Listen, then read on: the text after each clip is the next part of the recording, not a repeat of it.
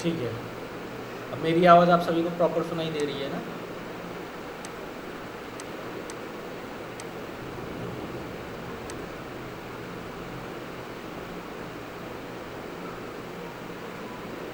Screen दिख रही है मेरी प्रॉपर आपको? जी है। चलो, आज मार्केट देखा आप लोगों ने किसी ने? अब तो अपना वो देखा था, बस आर्जिनल देखा था और ज्यादा विजिट पे तो बाहर मार्केट नहीं देखा। अच्छा, चलो देखो, मार्केट आज मैंने थोड़े समय के लिए बीच में खोल के देखा था, तो मैंने ये देखा था कि निफ्टी 50 ने आज की डेट में एक नया हाई बनाया है, ऑल टाइम हाई, और 24,000 के लेवल उसने क्रॉस कर दिया था। ठीक है, 24,026 का था और आज की डेट में इसने जो है 24,045 का नया लेवल बनाया है। ठीक है, ये देखो यहाँ पे लेवल्स वगैरह निकले रखे बने हुए हैं, और लगभग देखना 1-2 दिन में ये भी आपका टारगेट ऊपर की तरफ आ जाएगा। ठीक है, चलिए, अभी ऑप्शन लोग ट्रेडिंग आप लोग करते नहीं हो तो इतना मैं क्या करूँ बता के उसके विषय में। ठीक है, अननेसेसरी टाइम वेस्ट होगा। अब मैं सोच रहा हूँ कुछ आप लोगों को नया बताता हूँ, नई चीज़ से आता हूँ। ठीक है, और ये तो आपका मार्केट का था। पहले थोड़ा से स्टॉक्स देख लेते हैं। ठीक है, ये था आपका निफ्टी का। इसके बाद में एसीसी का स्टॉक देख लो। आज की डेट में जो हमने टारगेट प्रेडिक्ट किया हुआ था, वो पहला टारगेट इसका देखो ये हिट हो गया। पहला टारगेट हमने ये प्रेडिक्ट किया हुआ था 2653 का। आज की डेट में देखो वो 2653 का पहला टारगेट भी हिट हुआ, और दूसरा टारगेट जो था 2741 का, ये 2741 का यहाँ पे ये टारगेट था, वो भी आप देखो आज की डेट में हिट हुआ। ठीक है, ये है आपका अगला टारगेट। हम एक्सपेक्टेड कर सकते हैं यहाँ तक लगभग 2933 का अगला टारगेट हम एक्सपेक्ट कर सकते हैं, और आने वाले कुछ दिनों में ये आ जाएगा आपका ये भी टारगेट।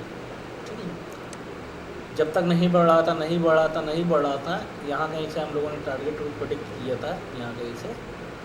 ठीक है, जब तक नहीं बढ़ा तो बढ़ा तो एकदम से दोनों टारगेट एक ही दिन में दोनों टारगेट इसने हिट कर दिए। ठीक, और ये देखो आरएसआई और आरएसआई का मूविंग एवरेज दोनों ऊपर की तरफ मुंह खोल के बैठे हैं, यानी ऊपर बढ़ने को बुलिश है। तो अभी यहाँ पर से भी जाल आपको दिखा रहा है कि स्टॉक यहाँ पर से अभी भी बुलिश मूव ले सकता है, आगे की डेट में बुलिश मूव दिखा सकता है, जा सकता है ऊपर की तरफ। ठीक है, दूसरा स्टॉक था RVNL। ठीक है, ये हमने जैसा आपको बताया हुआ था। ठीक है, RVNL में देख लो, अभी जो है ये आपका एक रेंज में ही चल रहा है, आने वाले बीच में है, आने वाले कुछ दिनों के अंदर या तो यहाँ का लेवल टच करेगा। ठीक है,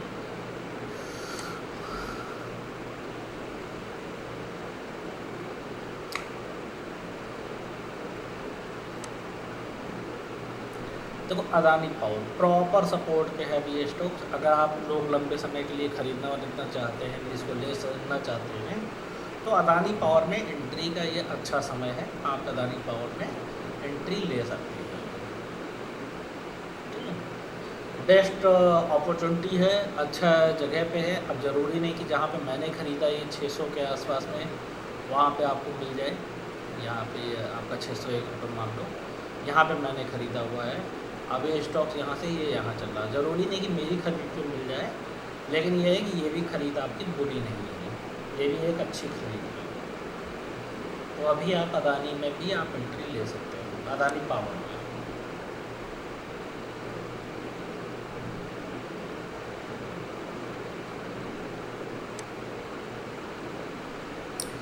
प्रिज्म जॉनसन देखो, मैंने बोला था ना उसी रेंज के आसपास में घूम सकता है, तो अभी 175 से 180 के रेंज में ये प्रिज्म जॉनसन घूम रहा है स्टॉक्स। ठीक है,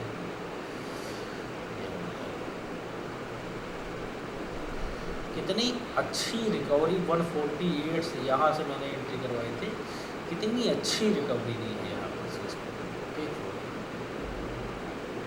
ठीक है, अब स्टॉक्स को अगर अच्छी जगह पे पकड़ लो, अच्छी उस पर पकड़ लो तो बहुत ही अच्छी बात है।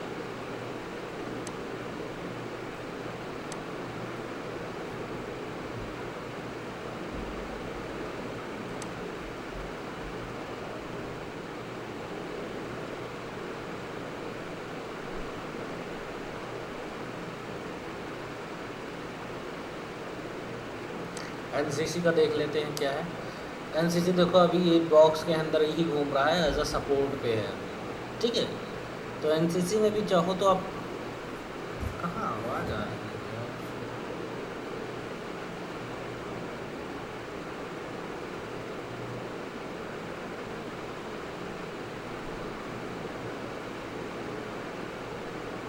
कहाँ चलो खैर छोड़ो। तो एनसीसी में भी देखो अभी ये सपोर्ट पे है, ठीक है। और यहाँ पे भी अगर आप चाहो सपोर्ट के पास में है, यहाँ पे भी चाहो 314 के आसपास में आप लेना चाहो एंट्री तो ले सकते हो। आने वाले कुछ समय के अंदर आपको ये टारगेट देखने को 333 के आसपास तक मिल सकता है। अभी कुछ समय पहले मैंने एनसीसी को देखा था, बताया था आपको 345 के आसपास जाने का टारगेट था। लेकिन अभी क्या है कि स्टॉक्स ने देखो एक बड़ी सी फॉल दे दी है। अच्छा है, एक चीज़ और है, आज की डेट में जिन जिन लोगों ने एसीसी का शेयर लिए होंगे उनको डिविडेंड भी आया है, ठीक है। डिविडेंड आया है। डिविडेंड कुछ इस तरह से आता है, मैं दिखा रहा हूँ।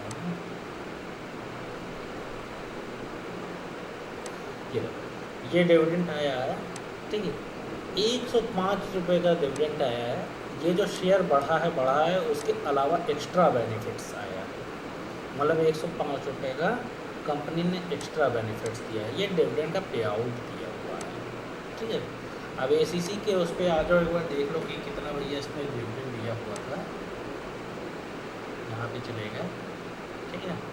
कॉर्पोरेट एक्शन में चलेगा, मैंने बताया था कॉर्पोरेट एक्शन में 14 जून की इसकी रिकॉर्ड डेट थी, ठीक है। 7.50 रुपये के हिसाब से डिविडेंड दिया था पर शेयर के हिसाब से। अब 7 रुपये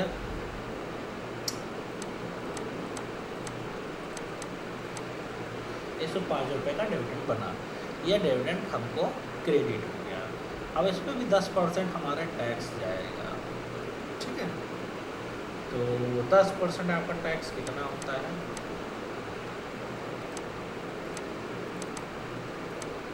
10.50 रुपये का इस पे भी टैक्स जाएगा हमारा डिविडेंड पे।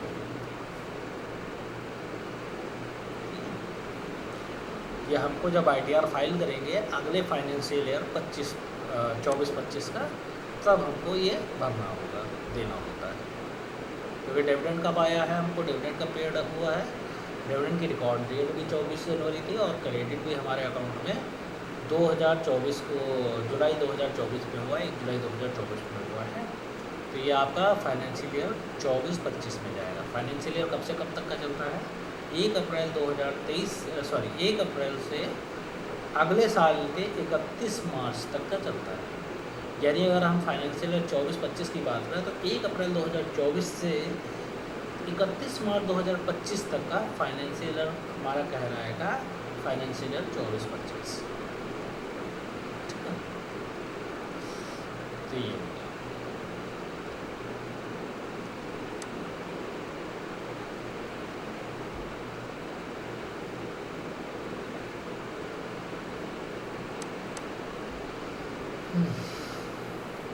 स्टॉक्स थोड़ा बहुत देख लेते हैं।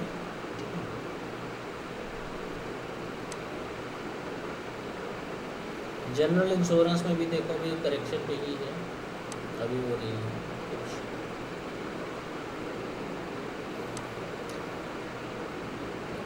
अभी देखो मुझसे किसी ने पूछा था कि इस स्टॉक्स का क्या है। ये स्टॉक्स है क्राफ्ट्समैन ऑटोमेशन, ठीक है। तो देखो ये मैं डिलीट कर दूँ, इसमें मैं दिखाऊँ। इसमें बना था एक स्मॉल के करूँ, एक तो यहाँ से बन रहा था, यहाँ से मिल पाना मुश्किल होता है। छोटा अगर प्रीवियस देखा जाए तो यहाँ से यहाँ तक का बना था सिमेट्रिकल ट्रायंगल, ठीक है। ये सिमेट्रिकल ट्रायंगल बना हुआ था, जिसे आप लोग पूछते रहते हो। और सिमेट्रिकल ट्रायंगल में क्या किया था मैंने, ये वाली ये भी जो है यहाँ पर से यहाँ पर से हमने ली थी, तो यहाँ से यहाँ तक की बिग एवरेज ऊपर की तरफ खींची, ये आई थी। और जहाँ पे इसने क्रॉस ओवर दिया, जब क्रॉस ओवर यहाँ इस तारीख की डेट पे इसने दिया,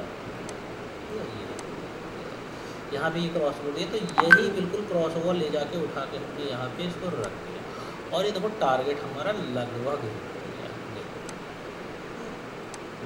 हमारा टारगेट कितना था, 5668.40 का, ये टारगेट हमारा।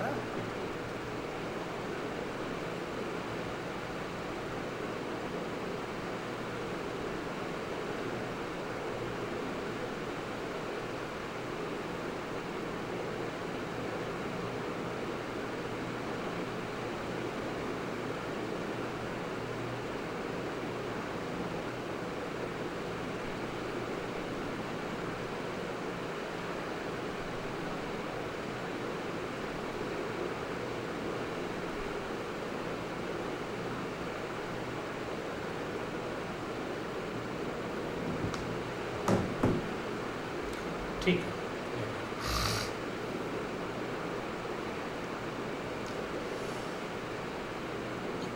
ये है हमारा सिमेट्रिकल ट्रेंड। ठीक है, 5 मिनट में देखता हूँ, 5 मिनट बाद एक टॉपिक शुरू करता हूँ, 5 मिनट में वेट कर देता हूँ। ठीक है, तब तक आप लोग को और चीज़ें बता देता हूँ। सिमेट्रिकल ट्रायंगल क्या है, कि सिमेट्रिकल ट्रायंगल हमारा, ये रिवीजन आप ऐसे समझ लो सिमेट्रिकल ट्रायंगल का। सिमेट्रिकल ट्रायंगल क्या है हमारा, ऑलरेडी मैं बता भी चुका हूँ, ये हमारे चार्ट पैटर्न है, ये ट्रेंड कंटिन्यूएशन पैटर्न है, जो प्रीवियस ट्रेंड चला आ रहा होता है उसी को कंटिन्यू करता है। अगर आप प्रीवियस में देखो तो देखो प्रीवियस में अप ट्रेंड हमारा चल रहा था, चार्ट कंटिन्यूएशन पैटर्न है। लेकिन कुछ समय के लिए क्या हुआ कि ऊपर इसने हाई बनाया, लेकिन उसको हाई को क्रॉस नहीं किया। ठीक है, क्रॉस नहीं करने के बाद में फिर उसके बाद में एक ये रेंज में सिकुड़ता चला गया, यानी सपोर्ट, ये रेजिस्टेंट, ये सपोर्ट, ये रेजिस्टेंट, और उसके सपोर्ट रेजिस्टेंट लेवल उसके सिमटते चले गए। अब सपोर्ट रेजिस्टेंट सिमटते चले गए तो ब्रेकआउट तो होगा ही, अभी नहीं हो रहा तो आगे चल के तो होगा ही होगा। अच्छा, फिर जब जो सपोर्ट और रेजिस्टेंट सिमटते चले गए तो हमने सपोर्ट के लेवल को, रेजिस्टेंट लेवल को, और नीचे से सपोर्ट लेवल को मार्क कर लिया और वेट किया हमने ब्रेकआउट होने का। ब्रेकआउट हुआ। अच्छा, जब हम मार्क करते हैं तभी आपको एक पैटर्न पता चल जाता है कि कौन सा पैटर्न बन रहा है। इस टाइप का जो भी पैटर्न होता है,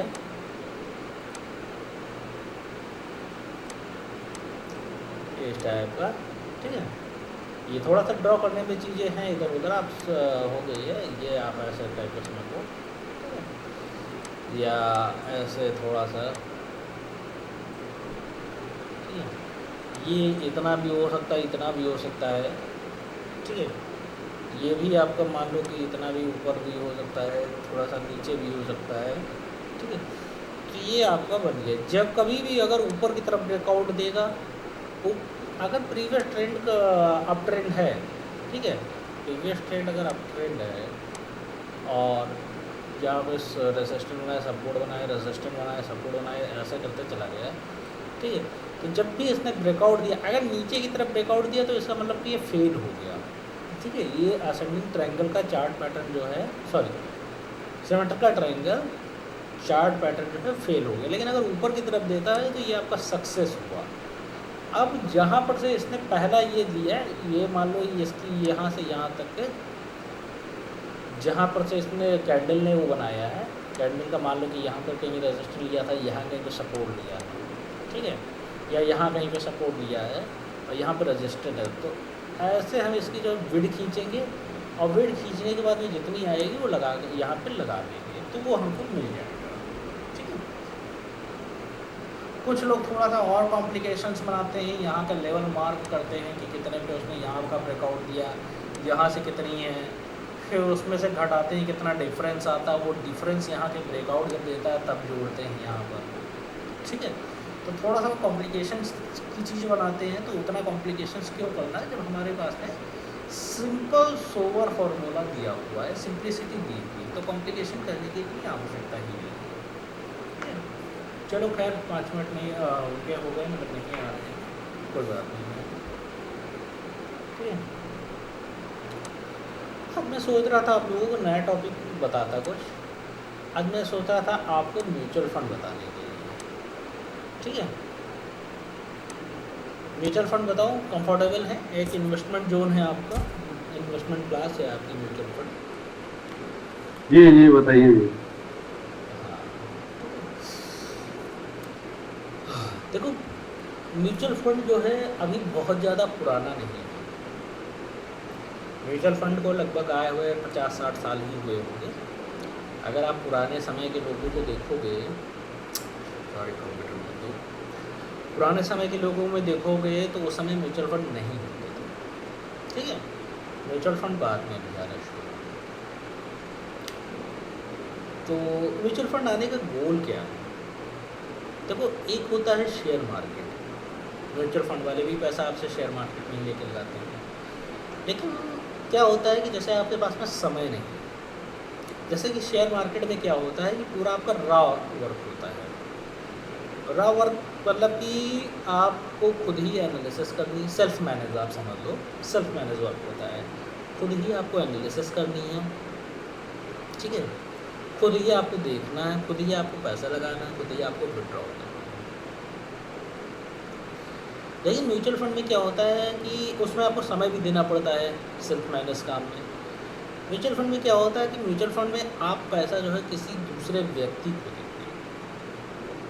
ठीक है, दूसरे व्यक्ति को देते हो, आपके बिहाफ पे फंड मार्केट में लगाता है।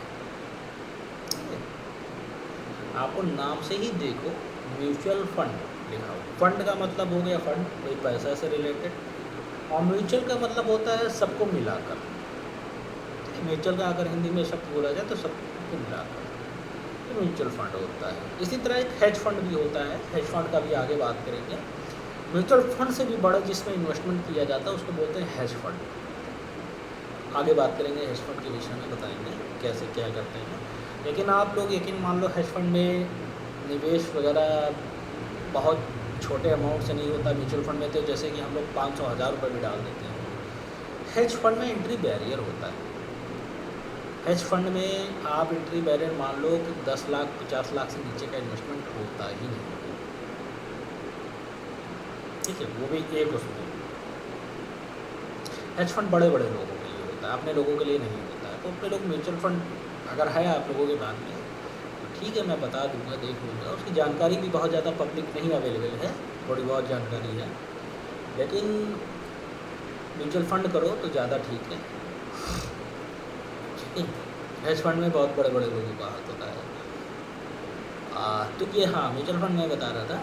तो उसमें फ़ंड मैनेजर को आप पैसा देते हो, फ़ंड मैनेजर आपके बिहाफ पे जो है मार्केट में रिसर्च करता है, कौन सा शेयर लेने वाला है, कौन सा शेयर नहीं लेने वाला है, उसके जानकारी करके, एंट्री एग्जिट करके, तो वो अपना पैसा मार्केट में लगाता है। ठीक है, जो उसके अकॉर्डिंग रिटर्न आता है वो जो है आपको उस हिसाब से मिलता है। म्यूचुअल फंड के जो ये होते हैं आपके फंड मैनेजर, ठीक है, फंड मैनेजर होते हैं, इनकी सैलरी भी बहुत हाई होती है, अच्छी खासी सैलरी होती है। इनके अंडर में टीम काम करती है, इनका ऑफिस का सेटअप होता है। ठीक है, इनके पास में रूल्स और रेगुलेशंस होते हैं। जो आप DIIs नाम सुनते हो मार्केट में, तो ये सब म्यूचुअल फंड हाउसेस ही होते हैं। ठीक है, डोमेस्टिक इंस्टीट्यूशन इन्वेस्टर जिसको आप सुनते हो, तो उसमें डोमेस्टिक के LIC वगैरह भी हो गए, SBI वगैरह भी ये हो गए, और फंड हाउसेस भी ये सब आते हैं उसमें। ठीक है, तो ये जो फंड मैनेजर होते हैं हाई क्वालिफाइड होते हैं, छोटी मोटी सैलरी पे काम करने वाले नहीं होते हैं। तो इन लोगों का जो खर्चा उठाता है, कौन उठाता है? इन लोगों का भी खर्चा हम यही लोग उठाते हैं। हम लोग जिसका जितना पैसा इन्वेस्ट करते हैं मार्केट में, उसको एक आपने टर्म सुना होगा, एक्सपेंस रेशियो। ठीक है, एक्सपेंस रेशियो जो होता है वो आपके डेली NAV में से कट होता है। ठीक है, दिखाया वो सालाना जाता है। आप कहीं पे भी जाओगे दिखेगा 55.0.055%। ठीक है, लेकिन वो कटता आपका डेली बेसिस पे है। डेली बेसिस पे कितना कट रहा है इसको निकालने का सिंपल फार्मूला होता है। जैसे कि उन्होंने कहा कि हमारा एक्सपेंस रेशियो 0.55% है, ठीक है, ये कर दीजिए डिवाइडेड बाय 365, ठीक है। डेली के बेस पे 0.0015% डेली बेस पे आपके NAV में से डिडक्ट होता है, ठीक है। तो इसी के लिए एक्चुअल रिटर्न और एक्स या रिटर्न में थोड़ा बहुत डिफरेंस होता है, वो एक्सपेंस रेशियो की ही वजह से होता है। आगे दिखाएंगे ये सब चीज़ें, पहले चीज़ें आप समझ लो थ्योरी बेस में कि ये है क्या चीज़, ठीक है। मैं पेट खोल लेता हूँ तो थोड़ा सा और अच्छा रहेगा समझाने में, ठीक है। एक मिनट इसको ऐसे कर लेते हैं, थोड़ा सा क्या आ रहा है, एक मिनट और।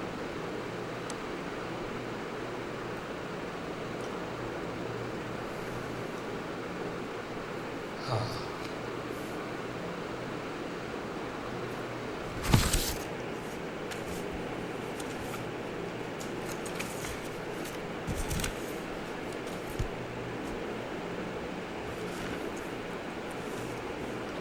हाँ, तो मैं बता रहा था कि म्यूचुअल फंड में डायरेक्ट इनडायरेक्ट, हाँ, एक्सपेंस रेशियो की बात कर रहे थे।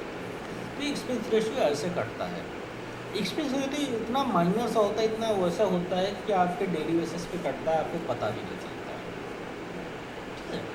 और उसका जो रिटर्न होता है ऑलरेडी बीट ही कर जाता है, तो हमें इतना खलता भी नहीं है। क्या दिक्कत है, कोई हमारे बिहाफ पे इतनी बड़ा सेटअप लगा के बैठा हुआ है, रिसर्च कर रहा है, हमारे पैसे पे रिस्क ले रहा है, हमें समय नहीं है मार्केट में देखने में, तो कोई अगर अपना समय दे रहा है, अपनी टीम खड़ी करके काम कर रहा है, तो फ्री में तो काम करेगा नहीं, जाहिर सी बात है खर्चा हम ही लोगों से लेगा, ठीक है। मार्केट में देखो ऐसा भी नहीं है कि आप लोगों को यूट्यूब वगैरह पे देखा होगा, आप लोगों ने सुना होगा कि जिसका एक्सपेंस रेशियो कम हो वही म्यूचुअल फंड सबसे बढ़िया है, ऐसा नहीं होता है, ठीक है।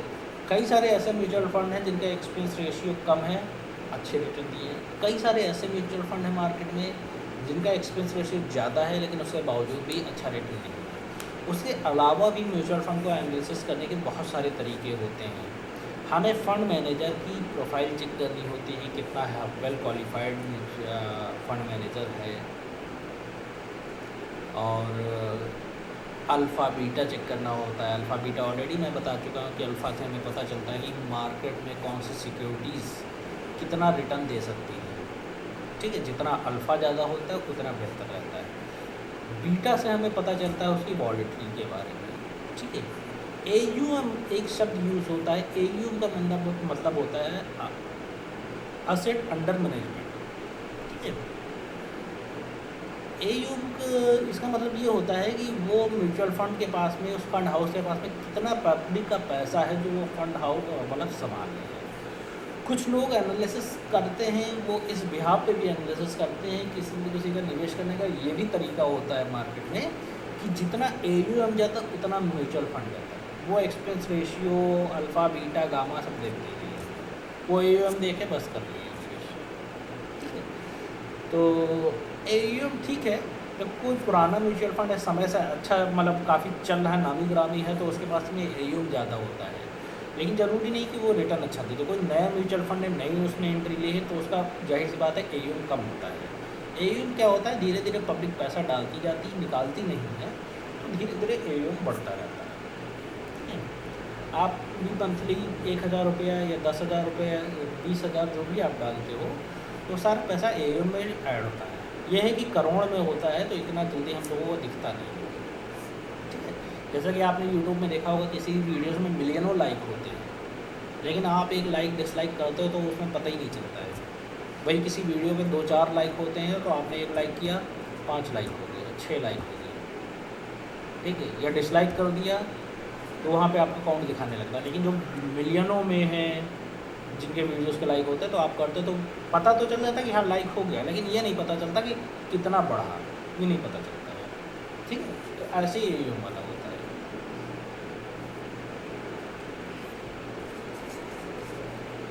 जो ये फंड मैनेजर होते हैं, इनका भी एनालिसिस होता है, जैसे मैंने बताया, इनके बारे में भी हमको पता करना होता है। कई बार ऐसा होता है कि आपने किसी म्यूचुअल फंड में देखा, पिछली हिस्ट्री आपने देखी, कि बहुत अच्छा परफॉर्म कर रहा है, चलो हम निवेश कर देते हैं। अब फंड मैनेजर लोग भी अपना प्रमोशन डिमोशन देखते हैं, ठीक है। कई बार कुछ कुछ कॉर्पोरेट कंप्लाइंस हो जाते हैं, उनको निकाल दिया जाता है या वो खुद छोड़ के चले जाते हैं, तो ये सब चीज़ें भी हुआ करती हैं। क्योंकि जो म्यूचुअल फंड इंडस्ट्री काम करती है, उस इंडस्ट्री को बोलते हैं या उस कंपनी को बोलते हैं, कंपनी बनती पहले बनती है, कंपनी बनने के बाद में फिर वो जब सक्सेस हो जाती है तो वो बनती है सेक्टर, सेक्टर के बाद इंडस्ट्री, ठीक है। तो उसको बोलते हैं असेट मैनेजमेंट इंडस्ट्री, ठीक है। ये जो आपकी म्यूचुअल फंड होते हैं, शेयर होते हैं, ये भी आपके क्या होते हैं कि असेट होते हैं, ठीक है। आपने शायद पढ़ा होगा टेंजिबल असेट, इंटेंजिबल असेट के बारे में। टेंजिबल असेट उनको बोलते हैं जिन असेट को हम छू सकते हैं, जैसे अभी मेरे हाथ में मोबाइल है, ये मेरे टेंजिबल असेट है, ठीक है। अप्रिसिएटिंग डिप्रिसिएटिंग भी होती है, ठीक है, उसके बारे में बाद में कभी बात करेंगे, ठीक है। लेकिन इंटेंजिबल असेट कौन सी होती हैं, जिनको हम छू नहीं सकते हैं लेकिन है तो मेरे पास में। अब जैसे मेरे पास में इस समय सॉफ्टवेयर्स होते हैं, ठीक है, आईटी सेक्टर्स के सॉफ्टवेयर दिखते तो हैं लेकिन आप सॉफ्टवेयर को हाथ नहीं लगा सकते, टच नहीं कर सकते, डिजिटल फॉर्म में होता है। शेयर हमारे पास में डिजिटल फॉर्म में तो है, म्यूचुअल फंड डिजिटल फॉर्म में तो है, हाथ नहीं लगा सकते, असेट है, भले हमने लाखों करोड़ों निवेश कर रखा, वो हमारी असेट है, ठीक है। और अप्रिसिएटिंग असेट है, अप्रिसिएटिंग असेट वो जिसका समय पे मूल्य बढ़ता है, डिप्रिसिएटिंग असेट वो जिसका समय पे मूल्य घटता है, जैसे कार हो गई हमारी, इलेक्ट्रॉनिक आइटम्स होते हैं, समय पे मूल्य के धीरे धीरे घट जाते हैं, ठीक है। गोल्ड हो गया हमारा, फिजिकल गोल्ड भी होता है और डिजिटल गोल्ड भी होता है, ये आपके आ जाते हैं इंटेंजिबल एसेट में, ठीक है। जब किसी भी अमीर आदमी की असेट के बारे में आकलन किया जाता है, जैसे कि मुकेश अंबानी की नेटवर्थ इतनी है, तो उनकी टेंजिबल, इंटेंजिबल, अप्रिसिएटिंग, डिप्रिसिएटिंग सारी असेट को जोड़ के काउंट किया जाता है कि इतनी असेट है उनके पास में।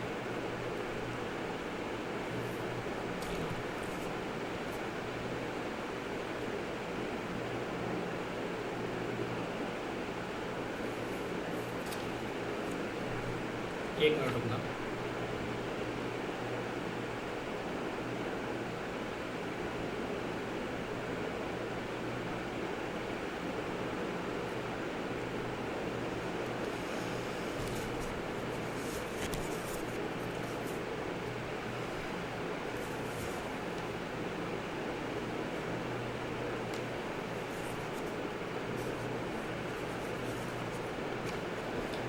ठीक है, अब ये हो गया आपका। अब देखो म्यूचुअल फंड के टाइप्स होते हैं, मार्केट में तरह तरह के म्यूचुअल फंड है। स्क्रीन दिख रही है ना मेरी आपको?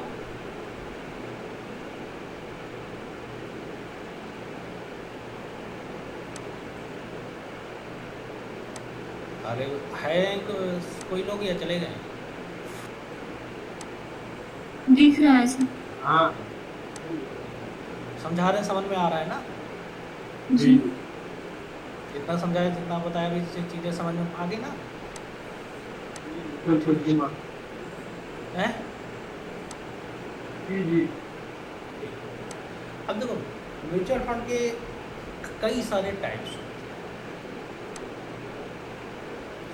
अभी हम मेनली जो बात करेंगे जिन म्यूचुअल फंड में हम लोग निवेश कर सकते हैं, ठीक है। एक होता है इक्विटी म्यूचुअल फंड,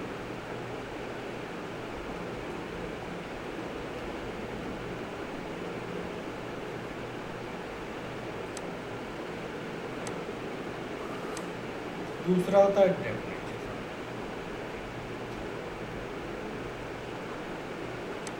इनके अंदर भी टाइप होते हैं।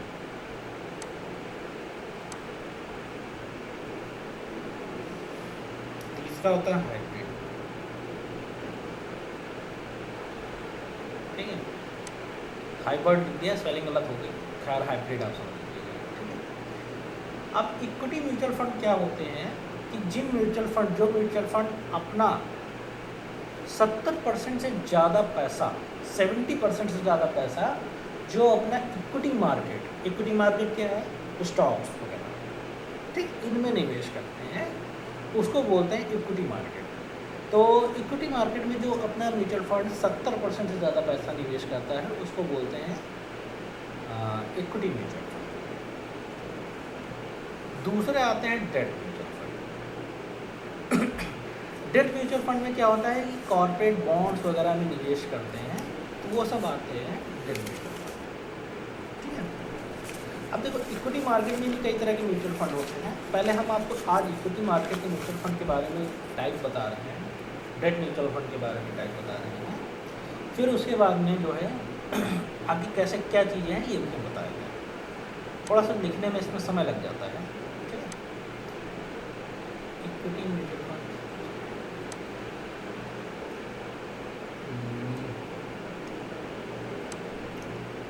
कल वाली क्लास में मैं कोशिश करूँगा पहले से बना के रखूँ। ठीक है, तो थोड़ा सा समय बच जाएगा।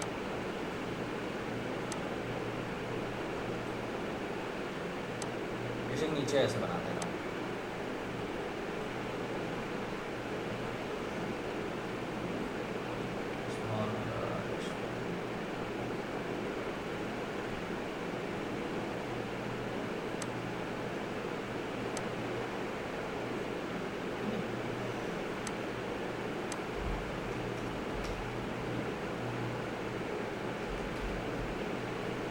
आपने नाम सुना भी होगा इससे रिलेटेड।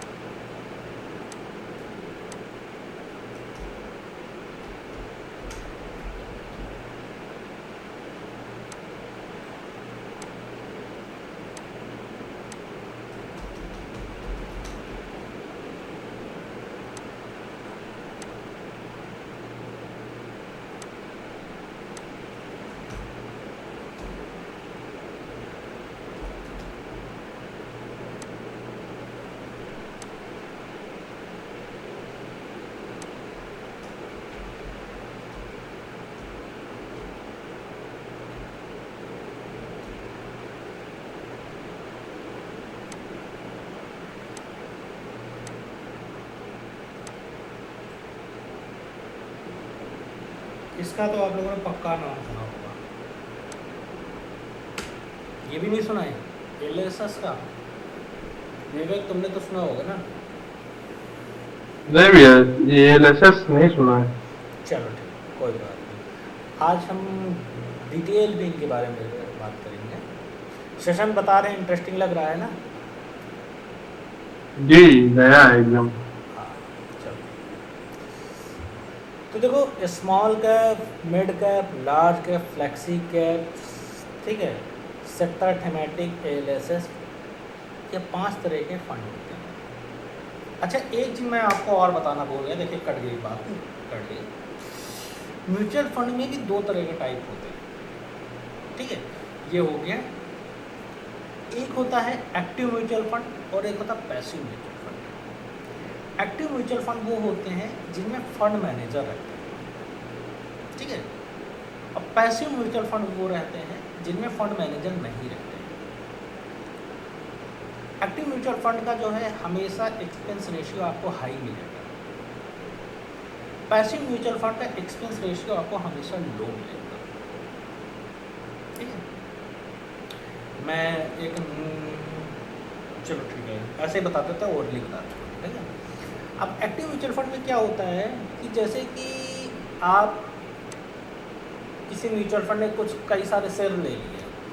अब देखिए हम लोगों की पोर्टफोलियो में होता है कि 10 शेयर होते हैं, तो 10 के 10 शेयर अच्छे नहीं परफॉर्म करते हैं।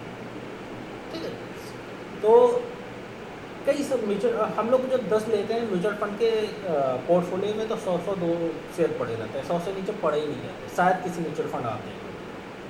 ठीक है, 150 शेयर पड़े ही रहते हैं। जब इतना बड़ा पोर्टफोलियो, इतने करोड़ों का पोर्टफोलियो वो संभाल रहे हैं, चीज़ें कर रहे हैं, तो वो देखते रहते हैं कि किस समय हमको किस फंड में एग्जिट लेना है, किस फंड में हमको एंट्री लेना है, किस फंड में अभी अच्छा, कौन सी कंपनी अभी अच्छा परफॉर्म करेगी, कौन सी कंपनी नहीं अच्छा परफॉर्म करेगी, जिसके लिए वो लोग पूरा बैठाते हैं। प्रॉपर सेटअप, कंपनी रहती है, कंपनी का रजिस्ट्रेशन नंबर होता है, कंपनी का ऑडिट होता है। ठीक है, एम्प्लॉयज़ रहते हैं, सैलरी होती है, कोई कंपनी का अगर ऑफिस लीज पे होता है तो वो सारा खर्चा हम ही लोगों से निकालते हैं, इस वजह से एक्सपेंस रेशियो उसका हाई रहता है। पैसिव म्यूचुअल फंड में क्या होता है कि एक समय बस वन टाइम क्रिएशन हो जाता है, क्रिएशन होने के बाद में कभी कभार फंड मैनेजर को तिरछी निगाह से देख लेता है तो देख लेता है, अदरवाइज नहीं देखता है।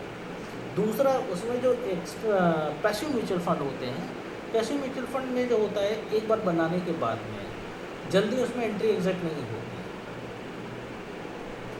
वो पैसिव म्यूचुअल फंड जैसे कि आपके इंडेक्स टाइप के म्यूचुअल फंड होते हैं। आप अगर इंडेक्स टाइप के म्यूचुअल फंड देखोगे तो उसमें क्या रहता है कि इंडेक्स को वो फॉलो करते हैं, ठीक है। तो ये उस टाइप के होते हैं। अच्छा, small cap, mid cap, large cap, flexi cap, sector और एलएसएस के जो ये फंड हैं 5 टाइप के, इक्विटी फंड है। अब क्या होता है कि small cap fund, mid cap और लार्ज कैप कैसे पहचानना है, ऑलरेडी हमने आपको बताया कि जिसकी मार्केट कैप 1000 करोड़ से 50,000 करोड़ के बीच में है उसको बोलते हैं स्मॉल कैप, ठीक है। ऐसे म्यूचुअल फंड जो कि इन कंपनियों में निवेश करते हैं वो होते हैं small cap fund. Mid cap का फंड जिन कंपनियों की मार्केट कैप 50,000 करोड़ से 1 लाख के बीच में होती है उसको बोलते हैं मिड कैप, उस कंपनियों को बोलते हैं मिड कैप।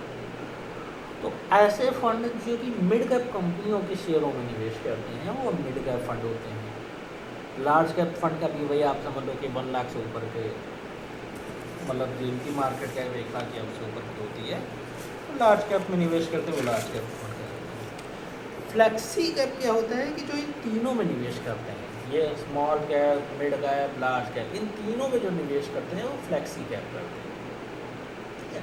अच्छा, आप लोग अपने एज के हिसाब से देखो, म्यूचुअल फंड का एक सबसे क्लियर फंडा ये होता है कि अगर आप लंबे समय का टाइम होराइजन 15-20 साल, 5 साल, 10 साल का लेके चल रहे हैं तो ही आप म्यूचुअल फंड में निवेश करो, तो ही आपको अच्छा रिजल्ट मिलेगा।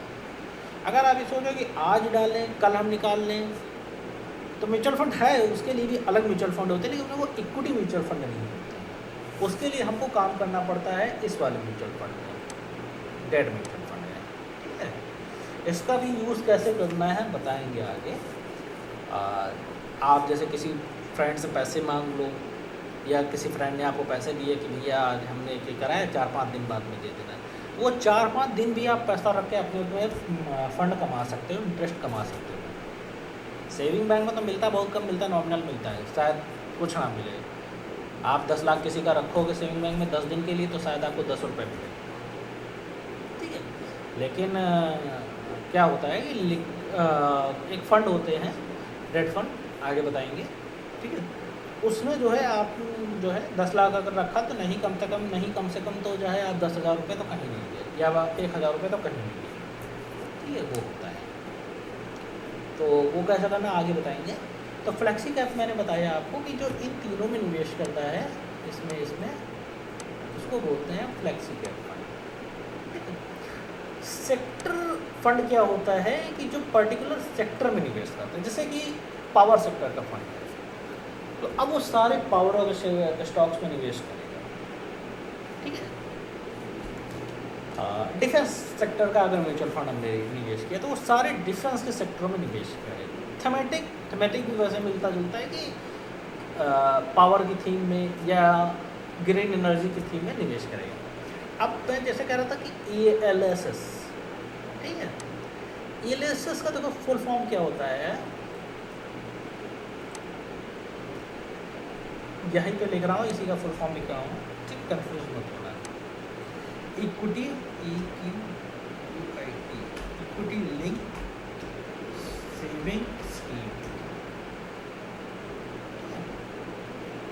ELSS अब थोड़ा सा कम पॉपुलर हो गया है क्योंकि अपने नए टैक्स बजट में 80C, 80D, 80C, D, E के सबके बेनिफिट्स रिमूव कर दिए गए हैं। पहले ELSS बहुत चलता था, लोग जो बड़े बड़े इन्वेस्टर लोग रहते थे उनको ये टैक्स सेविंग में मदद करने के लिए स्कीम लाई गई थी। ऐसा नहीं कि आप ELSS सुन लो तो अभी कूद पड़ो टैक्स बचाने के लिए अपना, ठीक है।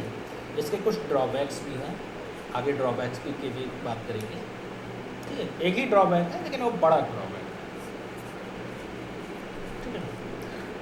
तो ये अभी बात कर लेते हैं। एलआईसी का सबसे बड़ा ड्रॉबैक ये है कि आप उसमें पैसा अगर आज डालते हो, बाकी mutual fund small cap, large cap, mid cap, flexi cap, ये सेक्टर में क्या है कि आज आप डालते हो, कल परसों पैसा आप निकालना चाहो या 6 महीने 1 साल के अंदर पैसा निकालना चाहो आप निकाल सकते हो। लेकिन इसमें नहीं, इसमें अगर आपने एक बार पैसा डाला तो 3 इयर्स का आपका लॉकिंग पीरियड होता है। ठीक है, इनमें क्या होता है, इनमें जो है आपका पेनल्टी लग जाती है। पेनल्टी को बोलते हैं एग्जिट लोड। क्या बोलते हैं? Exit load. ठीक है, वो हर स्टॉक्स, हर म्यूचुअल फंड की अपनी अलग अलग होती है, लेकिन मिनिमम 1% होती है टोटल अमाउंट। जब आप एग्जिट करते हो तो टोटल अमाउंट भी होती है। पेनल्टी भी कैसे लगती है, हर पेनल्टी लगने का तरीका भी अलग अलग होता है। अभी आएगा तो हम बता देंगे कि पेनल्टी कैसे लगती है, उसको कैसे काउंट करते हैं। ठीक है, वो डेज़ के हिसाब से काउंट होती है। 365 डेज़ को 1 ईयर काउंट करते हैं। ठीक है, तो ये है। तो इक्विटी लिंक में सबसे बड़ा ड्रॉबैक यही है कि जो है 3 साल के लिए पैसा आपका लॉक हो जाता है। एक बार अगर आपका पैसा चला गया तो जब तक उसको 3 साल पूरे नहीं होंगे तब तक आप पैसा निकाल नहीं सकते। और एटीसी के तहत अगर आप ओल्ड टैक्स रिजीम के माध्यम से अगर आप फाइन करते हैं टैक्स, ठीक है, तो 80C के अंदर पहले आपकी इसकी लिमिट 2 लाख की थी 80C, अब इसकी लिमिट कर दी है 1.5 लाख की। ठीक है, 1.5 लाख रुपए तक का आप जो है छूट ले सकते हैं। जी, हालांकि अभी भी ऐसा नहीं है कि आपकी ओल्ड टैक्स रिजीम बंद कर दी है, ख़त्म नहीं हुई है, लेकिन गवर्नमेंट का फोकस है कि जितने ज़्यादा से ज़्यादा लोग न्यू टैक्स रिजीम में मूव हो सके उतने ही ज़्यादा अच्छे हैं। ठीक है, न्यू टैक्स रिजीम में ये 80C 80D की मतलब जो है लिमिट ख़त्म कर दी है, नहीं पुराने वाले में है। पुराने वाले में अगर आप फाइल करते हो तो आप ले सकते हो। ठीक है, 1% एग्जिट लोड लगता है, ये मैंने बताया था। ठीक है, तो अगर आपका लंबे समय के लिए है और अगर आप टैक्स पेयर हो, टैक्स बताना चाहते हो, और ओल्ड टैक्स रिजीम से अगर आप फाइल करते हो टैक्स, तो आप ले सकते हो PLSS का, अदरवाइज़ कोई दिक्कत नहीं है। ठीक है, आप उसमें निवेश कर सकते हो। बाकी स्मॉल कैप, लार्ज कैप, अच्छा मैं बता ही देता हूँ सपोज डेट कैसे क्या है। ठीक है, जैसे कि मान लो कि आज जो है 1 जुलाई। ठीक है, 1 जुलाई को आपने पहली EMI दी, पहले SIP करी आपने 1,000। ठीक है, अब जुलाई के बाद में आ गया अगस्त।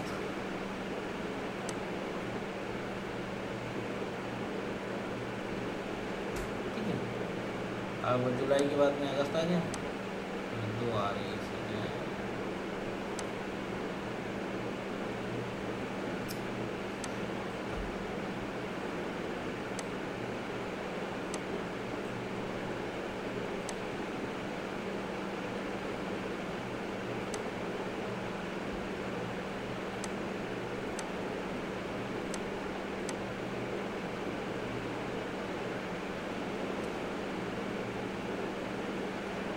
ठीक है, अगस्त तक का हम पढ़ लिए, 2025 तक है। हम सारी डेट को मान रहे हैं 1 तारीख। ठीक है, 1 तारीख मान रहे हैं सारी। लेकिन समझने के लिए बना रहा हूँ। ठीक है, थोड़ा सा चीज़ें समझ लेना, हो सकता है कन्फ्यूज़न भी हो जाए। तो अभी क्या है कि 1 साल से पहले निकलने पे आपको एग्जिट लोड देना पड़ता है 1%। टोटल अमाउंट मान लो कि अगर हमने 10 एक किया मान लेते हैं। ठीक है, अभी फिर हमने 1 महीने 10,000 ले लिया, फिर ये मान लो कि हमको जो है यहाँ तक का थोड़ा सा और आगे चलते हैं, सितंबर अक्टूबर तक पहुँच सकते हैं। मान लो कि हर महीने हमने यहाँ तक का 1,000 रुपये का निवेश किया एज SIP। अगर आपने लमसम अमाउंट कर दिया, देखो म्यूचुअल फंड में भी 2 तरह से निवेश होता है। एक होता है SIP जिसको बोलते हैं सिस्टमैटिक इन्वेस्टमेंट प्लान। ठीक है, दूसरा होता है लमसम ये बोला जाता है। जिसको बोलते हैं एक मुश्त, एक साथ पैसा डाल दिया। एक साथ पैसा अगर आपने लमसम डाल दिया, सपोर्ट ये SIP था, वो ये आपने 50,000 रुपये एक साथ डाल दी, कोई दिक्कत नहीं है, ठीक है। आपका 1 साल पूरा होता है कब? आपका 1 साल यहाँ पे पूरा हो जाएगा, जो 30 जून के आसपास पूरा हो जाएगा, 1 जुलाई मान लो। 2 जुलाई को आप पैसा विड्रॉल कर लो, 2 जुलाई को पैसा आप विड्रॉल कर लो, आपको पूरा पैसा आ जाएगा, ठीक है। 2 जुलाई, 3 जुलाई, 1-2 दिन आगे पीछे करके ही किया करो तो ज़्यादा सही रहता है, ठीक है। हम कह रहे हैं कि 4 जुलाई, 5 जुलाई को आपने पैसा विड्रॉल कर दिए, विदाउट एग्जिट लोड 1% आपका पैसा निकल जाएगा। लेकिन आपने ये यहाँ से पहली SIP डाली, दूसरी SIP आपकी अगस्त में गई, तीसरी SIP आपकी सितंबर में गई, चौथी आपकी ये गई, आपने कहा कि अब हमको 5वीं ये गई, ठीक है। अब काउंटिंग करते चल रहे हैं, 1 2 3 4 5 6 7 8 9 10 11 SIP आपकी मई तक का गई, 12 SIP आपकी जून तक का गई, ठीक है। अब आपने कहा कि यार हमको अब वो जो है अक्टूबर में पैसे की ज़रूरत पड़ रही, यहाँ पे हम बना रहे हैं विड्रॉल, ठीक है। W लिखते हैं विड्रॉल, आप समझ जाना। तो यहाँ पे हम विड्रॉल करना चाहते हैं, हमारा कितना निवेश हुआ था यहाँ से यहाँ तक का? यहाँ से यहाँ तक का हुआ 15,000 रुपये का निवेश, ठीक है। 15,000 रुपये अगर हम टोटल विड्रॉल करना चाहते हैं यहाँ पर से, ये हो गया, ठीक है। तो क्या इस SIP को तो 1 साल हो गया, जुलाई में डाली थी, जुलाई से जुलाई 1 साल हो गया, ठीक है। विड्रॉल हम कब कर रहे हैं? विड्रॉल अब कर रहे हैं यहाँ पर मान लो सितंबर में कर रहे हैं विड्रॉल, 14,000 पर, ठीक है।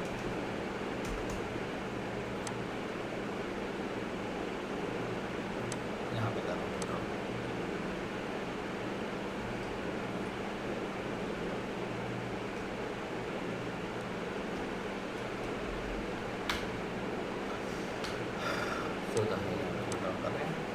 तो यहाँ पे जो है इस SIP को तो 1 साल जुलाई में हो गया, हमको करना है विड्रॉल, यहाँ पे हमने इसको हाईलाइट भी कर दिया है, ठीक है। अगस्त वाली SIP को भी 1 साल हो गया। क्या सितंबर में जो SIP डाली थी उसको 1 साल हो गया? अगर 1 तारीख के आसपास में डाली है और हम 3 4 5 तारीख को कर रहे हैं तब तो 1 साल हो गया लगभग। चलो ठीक है, हमने सितंबर वाली भी SIP को छोड़ दिया, ठीक है। हमने अक्टूबर वाली SIP डाली थी, क्या उसको 1 साल हुआ? कि नवंबर वाली SIP डाली थी उसको 1 साल हुआ? दिसंबर वाली SIP डाली थी, क्या उसको 1 साल हुआ? इधर हम आगे जनवरी में 25 में आ गए, ठीक है, फरवरी 25 में आ गए, मार्च 25 में आ गए, क्या इन SIPs को 1 साल डाले हुआ? नहीं। इनके कब होंगे 1 साल? अगर जनवरी 25 में डाली है तो इनकी 1 साल होगी जाके जनवरी 26 में, फरवरी 25 को डाली तो इनके 1 साल होगा। 1 साल कब होगा? फरवरी 2026 में। तो जितनी SIP, मान लो कि हमने यहाँ पे टोटल अमाउंट विड्रॉल किया 14,000 का, ठीक है। 14,000 का टोटल हम यहाँ पर से विड्रॉल कर रहे हैं। तो जितनी SIP को हमने 1 साल नहीं हुआ यानी सितंबर कर रहे हैं, तो यहाँ तक ये SIP ये भी हमने ले लिया है। अगर हमने 1 तारीख से विड्रॉल लगाया है, 1 तारीख को हम फाइल कर रहे हैं तब, तो हमको इसकी भी छूट मिल गई। तो हमारी जितनी ये हो रही हैं यानी 11,000 रुपये का 1% जो है हमको वो लगेगा, क्या कहते हैं, एग्जिट लोड लगेगा, ठीक है। अगर सितंबर की बजाय हम ये कर देंगे अक्टूबर में विड्रॉल, 15,000 का हमने अक्टूबर में विड्रॉल कर दिया, तो क्या हो गया, हमको ये वाली ऊपर से ये वाली छूट मिल गई। लेकिन ये जो SIP हमने सितंबर में भरी है ये उधर आगे कवर हो गई, 11,000 का तभी लग रहा है, 15,000 का, 11,000 का तभी भी लग रहा है। और इधर हमको 4 SIP हमको फ्री मिल गई। उधर क्या था, 14,000 का विड्रॉल कर रहे थे, 11,000 तब भी हमको देना पड़ रहा था, लेकिन 3 SIP हमारी फ्री हो रही थी। तो इस हिसाब से हमारा 1% का एग्जिट लोड आ जाए लग जाता है। समझ में आए ये?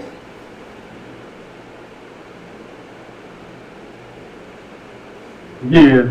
लमसम है तो नहीं लगना है, लेकिन अगर हमने SIP करके डाला तो इस अकॉर्डिंग हमारा जो है ये काउंट होता है। ये भी अभी हमने सिर्फ एग्जिट लोड बताया है, ऐसे ही हमारा ITR भी काउंट होता है, STCG, LTCG ऐसे ही वो भी काउंट होता है। अगर आपने म्यूचुअल फंड, इक्विटी के म्यूचुअल फंड में निवेश किया है, ठीक है, इक्विटी या म्यूचुअल फंड में निवेश किया है तो आपका LTCG 1 साल से ऊपर में आ जाता है LTCG, ठीक है।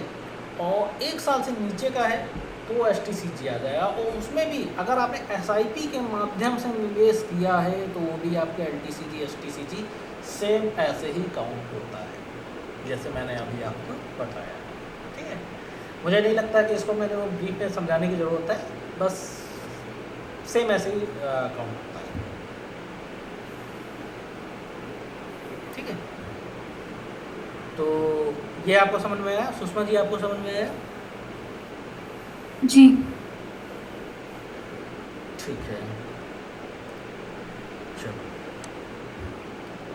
अब बात कर लेते हैं डेट म्यूचुअल फंड की, फिर इसके बाद में क्लास खत्म करते हैं।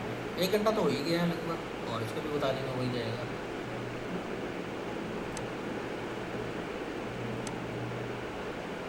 कोई बात नहीं, रेड आ रहा है, कोई दिक्कत नहीं।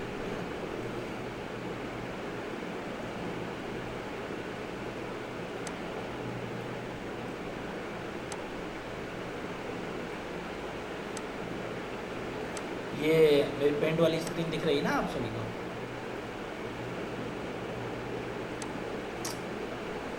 जी।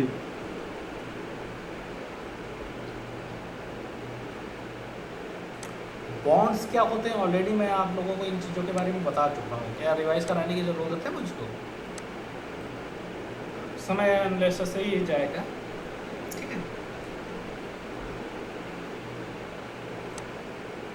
बाद में बता देंगे कभी।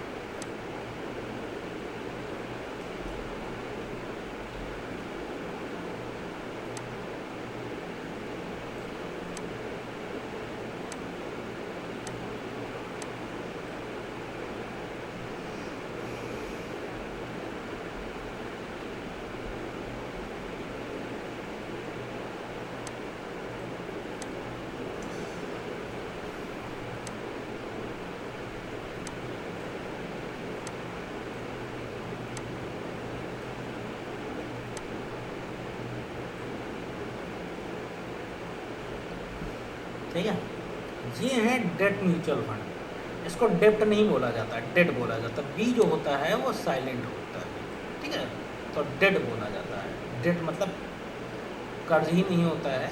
डेट म्यूचुअल फंड में कर्ज ही समझ सकते हो, क्योंकि क्या होता है कि आप ये पैसा जो है अपना ऐसे लोगों को देते हो जो कि डेट डेट में मतलब कि मान लो कि बॉन्ड्स के जरिए कॉर्पोरेट गवर्नमेंट सिक्योरिटीज़ वगैरह पैसा उठाती है तो उन्हीं को देते हैं।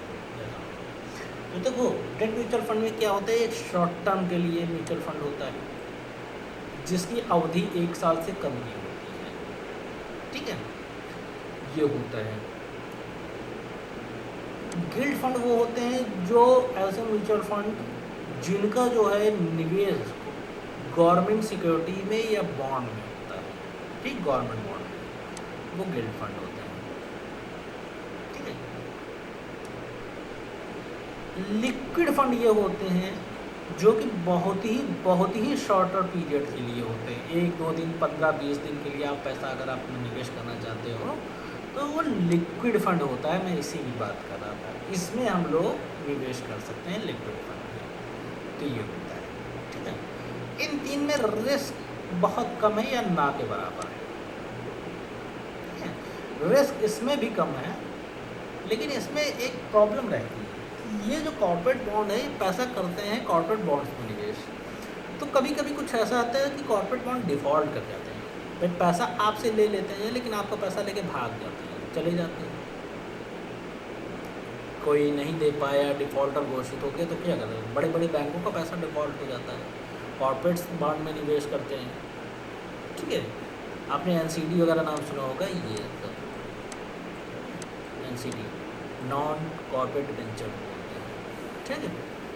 तो इनमें सब में जब आप निवेश करते हो तो थोड़ा सा डिफ़ॉल्ट का रिस्क बढ़ जाता है, लेकिन देखो म्यूचुअल फंड के जरिए जब आप निवेश करते हो तो क्या होता है कि ये लोग जो होता है एक किसी कॉर्पोरेट बॉन्ड में निवेश तो करते नहीं, 50 कॉर्पोरेट बॉन्ड में निवेश करते हैं, तो कहीं ना कहीं रिस्क आपका मैनेज हो जाता है, ठीक है।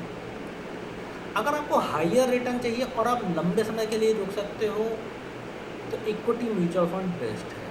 हम इसी में निवेश करते हैं। देखो सिंपल सी बात है, अभी हमने स्मॉल कैप में निवेश कर रखा है, लार्ज कैप में किया हुआ है, ठीक है। आगे हमारा निवेश है, सोच रहे हैं कि हम जो है इसमें मिड कैप फंड में डाल दें इसे, ठीक है।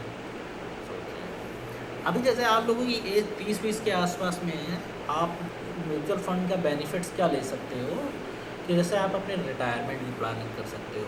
आपके घर बेटी बच्चे, लड़के पैदा हुए, बेटी पैदा हुई, तो आप उनकी एजुकेशन के, उनके शादियों के लिए आप कर सकते हो। भाई देखो, लड़की पैदा होती है तो 50 तरीके की स्कीम्स हैं अपने पास में, गवर्नमेंट भी खड़ी हो जाती है, 1,000 रुपये 10,000 रुपये भी आ जाते हैं। लेकिन जब लड़का पैदा होता है तो कोई आगे नहीं आता है। दूसरी चीज़, पुरानी सोच वाले हैं, उन्हीं की वजह से अभी चल रहा है जो कुछ चल रहा है, वरना नई सोच वालों ने तो पूरा बेड़ा गर्क कर रखा है। दूसरी चीज़, जब लड़का बड़ा हो जाएगा तो अगर आपके उसके पास में अच्छे पैसे नहीं हैं तो कोई भी लड़की का बाप जो है शादी नहीं करेगा तुम्हारे घर पे। और बहुत ज़रूरी चीज़ें होती हैं ये सब, ठीक है। तो बड़ी क्रूशियल दुनिया है, तो लड़कों के लिए भी जो है आप लोग ये डाल सकते हो। पीपीएफ वगैरह तो डाल ही दो, ऐसा है। पीपीएफ आप अपने रिटायरमेंट की भी प्लानिंग कर सकते हो इसके माध्यम से, ठीक है। म्यूचुअल फंड वगैरह में अगर आप चाहो तो अपनी रिटायरमेंट की प्लानिंग, पीपीएफ में चाहो तो अपनी रिटायरमेंट की प्लानिंग कर सकते हो। अगर आपके घर में बेटी बच्चे पैदा वगैरह हुए हैं तो उनके लिए भी आप निवेश कर सकते हो, डाल सकते हो। ये हो गया। मैं क्या बताने जा रहा था यार, देखो माइंड से स्किप हो गया, कोई बात नहीं, ठीक है। तो ये आपका है। अगर आप शॉर्ट टर्म रन के लिए जाते हो निवेश करना तो आप इन डेट म्यूचुअल फंड में देख सकते हो, ठीक है। Short term debt mutual fund होता है जो कि बॉन्ड्स वगैरह में ही निवेश करते हैं, लेकिन शॉर्ट पीरियड के लिए करते हैं, जैसे ट्रेजरी बिल होते हैं, ठीक है, उनमें करते हैं। ट्रेजरी बिल को कहीं कहीं पर टी बिल्स करके भी लिखा रहता है, ठीक है। लिक्विड फंड सबसे बढ़िया फंड है, इसमें आप निवेश कर सकते हो, ठीक है। अब देखो कॉर्पोरेट वगैरह में क्या होता है कि जो कॉर्पोरेट अकाउंट होते हैं वो होते हैं करंट अकाउंट। करंट अकाउंट में इंटरेस्ट तो मिलता नहीं है, और सैटरडे संडे को उनको पेमेंट भी नहीं करना होता ज़्यादा कहीं। देखो कॉर्पोरेट होते हैं, कोशिश करते हैं पैसा बचाने की, सैटरडे संडे ना करना पड़े, वो कहीं ना कहीं अपना पैसा पार्क कर देते हैं। उसका भी वो कहीं 1%, 1.5% का रिटर्न कमा लेते हैं। अब 1 लाख 1.5 लाख रुपए भी अगर वो निवेश कर देते हैं, या 3-4-5 लाख रुपए भी निवेश कर दिया, तो जो उनका करंट अकाउंट में पैसा पड़ा है जिसका उनको ठेला तक नहीं मिलना है, कुछ नहीं मिलना है, वो कहीं कहीं ना कहीं लिक्विड फंड वगैरह में पैसा पार्क करके कुछ ना कुछ अपना बना ले रहे हैं, ठीक है। तो कॉर्पोरेट वाले भी बड़े चालाक होते हैं, वो भी बड़े मंझे हुए खिलाड़ी होते हैं, तो ऐसा नहीं है कि वो ये है, ठीक है। आगे हम लोग बात करेंगे, अभी देखो कुछ समय के लिए, कुछ हफ्ते, 1 हफ्ते मान लो कि हम कोशिश करेंगे कि म्यूचुअल फंड की ही क्लास चलाएं और आप लोगों को एजुकेट करेंगे, काफ़ी अच्छी अच्छी जानकारी देंगे। तो प्रॉपर जो है समय के साथ में क्लास ज्वाइन करना, कोशिश करना मिस ना हो, ठीक है। तो अभी क्या है कि फ्री का ज्ञान है तो बहुत लोग मिस कर देते हैं, नहीं टाइम से आते हैं, लेकिन ऐसा नहीं, ठीक है। जितना अच्छा आप नॉलेज करोगे, ये आप लोगों को इतनी डीप नॉलेज बता रहा हूँ, शायद और लोगों को मार्केट में पता भी नहीं होंगी चीज़ें कैसे क्या है, कैसे एनालिसिस करनी है, ठीक है। अभी जैसे मैंने आपको ये फार्मूला बताया है, यही फार्मूला नहीं लोगों को पता होगा कि डेली बेसिस पे करता होगा। आधे लोग ये जानते हैं, समझते हैं कि एक्सपेंस रेशियो सालाना बेस पे करता है, सालाना बेस पे नहीं, डेली बेस पे करता है, डेली बेस पे ही करता है, ठीक है। तो ये होता है आपका। तो खैर आज नहीं रखते हैं, कल हम लोग हाइब्रिड और नई चीज़ों के बारे में पढ़ेंगे। तो इतना समझ में आया, किसी को पूछना है कुछ?